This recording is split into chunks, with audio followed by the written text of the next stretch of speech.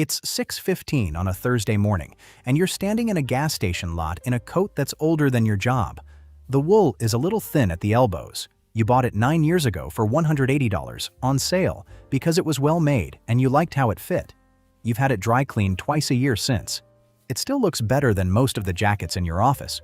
Your coffee is in a dented steel thermos, not a $6 cup from the place next door. The thermos was $22 in 2016. It has never once let you down. Your car is a 2015 Honda Accord with 141,000 miles on it. You paid it off 4 years ago and never financed anything since. Your brokerage account crossed $340,000 last week. Nobody who sees you this morning would guess any of that. And that's not an accident anymore. That's a decision you've been making quietly for a long time. You didn't grow up with money. You grew up watching people who didn't have it spend like they did, and people who had it spend like they didn't. Somewhere in your 20s, you noticed the second group kept the money. This is the story of how you slowly started making decisions like they did, and what that decision actually cost you, long after it stopped being about money at all. You're 24. You make $41,000 a year at a logistics company, doing scheduling work you're not particularly excited about. Rent on your one-bedroom is $1,050. After the usual bills, you have about $260 left most months, and most months, it disappears into small things you can't quite account for. Your grandfather, Walt, is the reason any of this starts to change. Walt isn't wealthy in any way you can see. He drives a 15-year-old truck. He fixes his own gutters. He wears the same 3 flannel shirts on rotation, and when he pays for dinner, he pays in cash, folds the receipt once, and puts it in his coat pocket without looking at it again. You ask him once why he never bought anything nicer, given that he clearly could have. "Old money doesn't look rich," he says. "It looks careful." You don't think much of it at the time. It's just something your grandfather says between bites of a diner cheeseburger. But a few weeks later, you open your banking app on a Tuesday night and actually look at it, really look, for the first time. $214 in checking. Rent is due in 6 days. You do the math and realize you've spent $380 on takeout in the last 3 weeks. Not one big decision, 40 small ones, none of them memorable enough to feel guilty about individually. You don't overhaul your life that night. You do one thing. You set up an automatic transfer, $75 out of every paycheck into an index fund, the day it lands, before you can see the money and decide it belongs to something else. You don't decide to be disciplined. You just decide to make the decision once, so you never have to make it twice. $75 is nothing to a hedge fund. To you, it's the difference between a slightly tighter month and a month where you don't think about money at all. That's the part nobody tells you about the first $75. It's not about the return. It's about proving to yourself you can do it without breaking. Your coworker Marcus sits 2 desks over. He makes almost exactly what you make. Marcus is not reckless, and you don't think of him that way. He's sharp, funny, good at his job, the kind of guy who remembers everyone's birthday without being asked. He just believes, reasonably, that 30-year-old men should drive something better than a rusted Civic. 6 months in, he leases a black BMW 3 Series for $429 a month. You don't judge him for it. You just notice that his first big financial decision and yours point in completely different directions, and neither of you knows yet how far apart those directions will take you. That December, you also meet Elena at a mutual friend's holiday party. She works in physical therapy, drives a used Corolla she's proud of, and laughs when you tell her your car is older than some of your coworkers' children. You don't know it yet, but the way she talks about money that night, plainly, without embarrassment, is one of the reasons this whole story works out the way it does. 2 years pass, and nothing about your life looks different from the outside. You still drive the same car. You still bring coffee from home most days. You get a raise, $4,300 a year, and instead of upgrading anything, you raise the automatic transfer to $150 a paycheck and let the rest absorb into ordinary life. Nobody at work knows you did this. There's nothing to announce.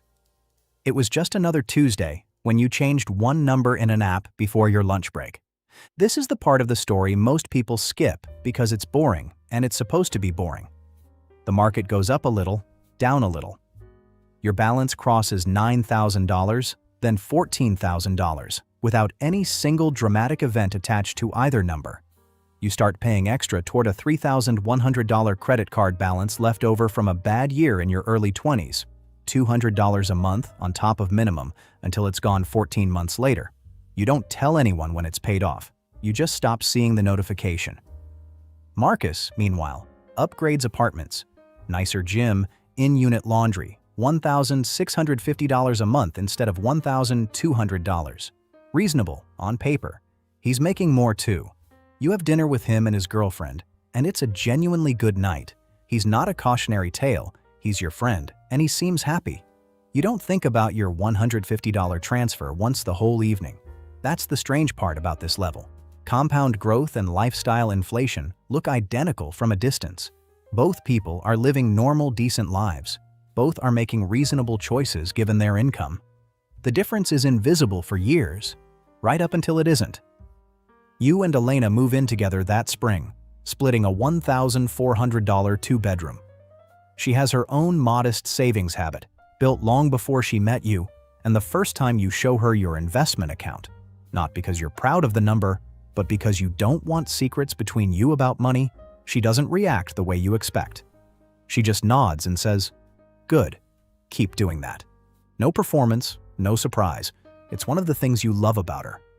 There's a Tuesday that spring you almost don't remember later, except it turns out to matter. Your car needs new brakes.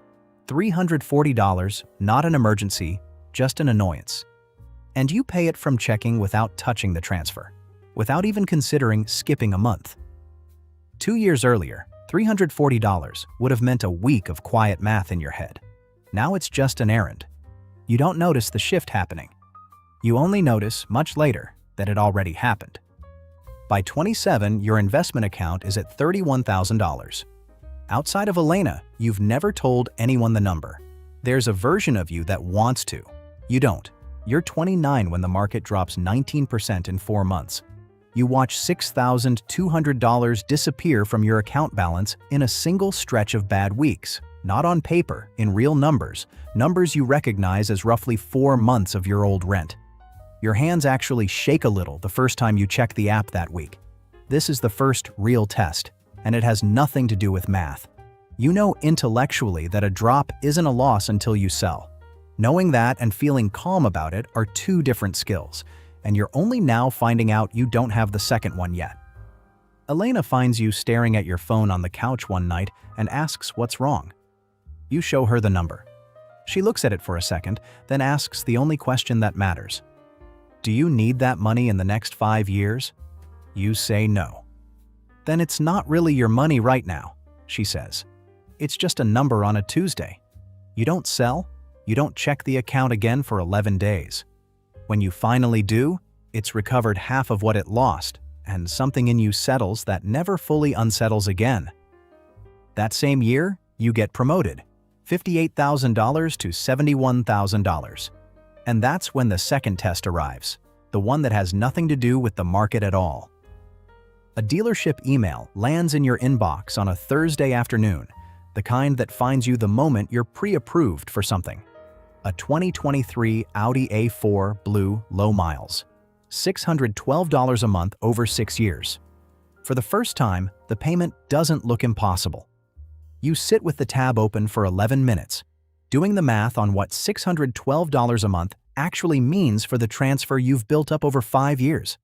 You think about Walt's coat pocket, you close the tab. Instead, you take $9,000 of savings and pay cash for a 2018 Accord with 34,000 miles. A genuine upgrade from your old one, just not a loud one. Nobody at work notices you got a new car. It looks almost exactly like the last one. You raise your monthly investment to $600.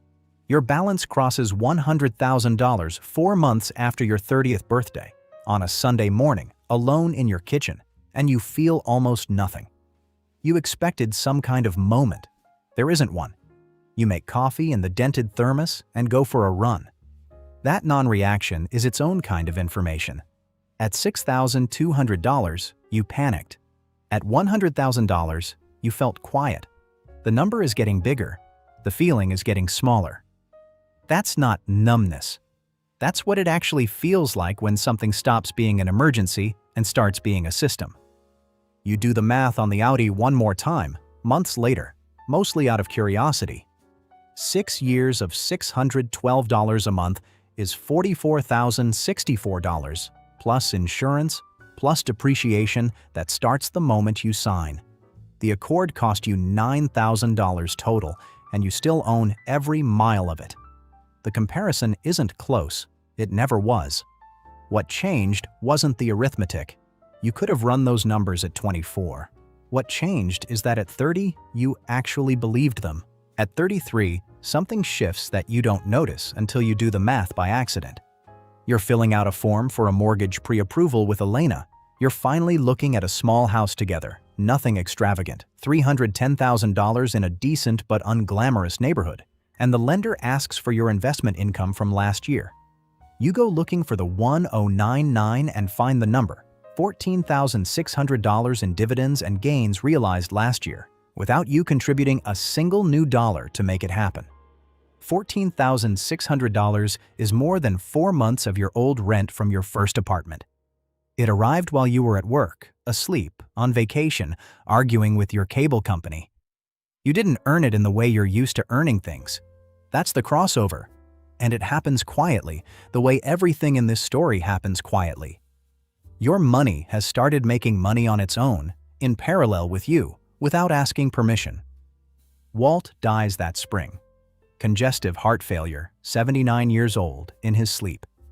At the funeral, your cousin, who inherits his coat of all things, a joke that becomes strangely important later, mentions that Walt left behind $340,000, split 3 ways. Nobody in the family had any idea. He drove a 15-year-old truck until the day he died. Your share is $113,000. You don't buy anything with it. You don't tell anyone the number, the same way you've never told anyone your own number except Elena, who already knows most of it. You put $30,000 toward the house down payment, and the rest goes into the same account it's always gone into, the one that grows in the background while you live an ordinary life in the foreground. You realize, filling out the paperwork, that you finally understand the sentence Walt said to you 9 years ago in a way you couldn't when you were 24. It was never really about the coat. At 35, your manager offers you a promotion to regional lead. More money, $19,000 more a year, but also weekend calls, a 6-day travel schedule most months, and a boss you don't particularly respect. 5 years earlier, you'd have said yes within the hour. Instead, you spend a weekend actually thinking about it with Elena, and you turn it down. Not dramatically. You just tell your manager you're happy where you are. He seems confused. You don't explain that your investment accounts alone could now cover your mortgage and bills for over 3 years without another paycheck. That's not information anyone at work needs. This is the part of the story that's easy to misread as luxury. It isn't. Your house is still the $310,000 one. Your car is still the paid-off Accord. Nothing about your visible life has changed. What's changed is a single word, quietly, underneath every decision. You're no longer choosing between bad options because you have to. You're choosing the option you actually want because you finally can. Your sister calls that winter. Her car transmission died, $2,400 to fix. Money she doesn't have between paychecks. You send it that afternoon. No interest, no spreadsheet, no mention of it again unless she brings it up. It doesn't move your net worth in any way you'd notice. It moves something else. Marcus, meanwhile, is doing fine. Better than fine, by most measures. New house, 2 car payments, a promotion of his own. You have dinner with him again, and it's still a good night, still your friend. But somewhere in the conversation, he mentions being stressed about a slow quarter at work, about what happens if bonuses get cut this year. You realize, without saying anything, that his entire lifestyle requires the paycheck to keep arriving exactly on schedule. Yours doesn't, not anymore. You don't feel superior. You just feel the difference, for the first time, as something real instead of theoretical. That same year, you and Elena run the numbers together on a Sunday, the way you do every few months, and land on something neither of you says out loud right away. Between the accounts, the house equity, and what's left of Walt's inheritance, you're technically past the point where either of you needs to work for money at all. You keep working anyway. You like your job now mostly, and Elena loves hers. But knowing you could stop changes how every meeting, every deadline, every mildly annoying email feels. Nothing about your calendar changes. Almost everything about how you sit through it does. Here's what nobody tells you about getting here. It gets quieter, and quieter isn't always comfortable. At 37, a friend from college, David, who always seemed like the successful one, corner office, boat, a house twice the size of yours, gets laid off in a round of cuts nobody saw coming. 3 weeks later, he calls you, and it's not a casual call. His mortgage is $4,100 a month. His boat payment is $610. His emergency fund, he admits quietly, almost like a confession, is about 6 weeks deep. He's not reckless, he's not stupid, he just built a life that required the income to never stop, and for 11 years, it never had to. You don't say anything about your own numbers. You just help him think through his options, the way anyone would for a friend. Trimming the boat payment first, calling the mortgage lender before he misses anything, not the bank. But you notice something uncomfortable on the drive home. You can't really talk to David or Marcus or most of your old friends about money anymore. Not because you look down on them, but because your relationship with it has become so different from theirs that the conversation doesn't land the same way for either of you. You've gained something. You've also, quietly, lost a kind of ease you used to have with people you love. There's a second thing nobody warns you about. You could, at this point, buy the Audi. You could buy several. Nobody would blink. And you find, strangely, that you don't want to. Not because you're still scared of the payment, but because the coat and the thermos and the paid-off Accord aren't a disguise anymore. They're just who you actually are now. Elena notices it too, once, offhand. "You know, we could just buy a nicer car," she says, not pushing, just naming it. You think about it for a few days and realize the honest answer isn't "we can't," it's "we don't want to."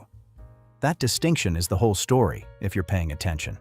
Your parents notice it too, in their own way, at a family dinner that fall. Your dad half jokes that you could at least get a nicer car by now, the same way he's joked for years, and for the first time, you actually consider explaining why you won't. You don't.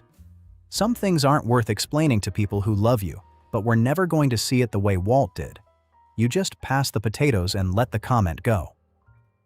Old money was never really a financial strategy.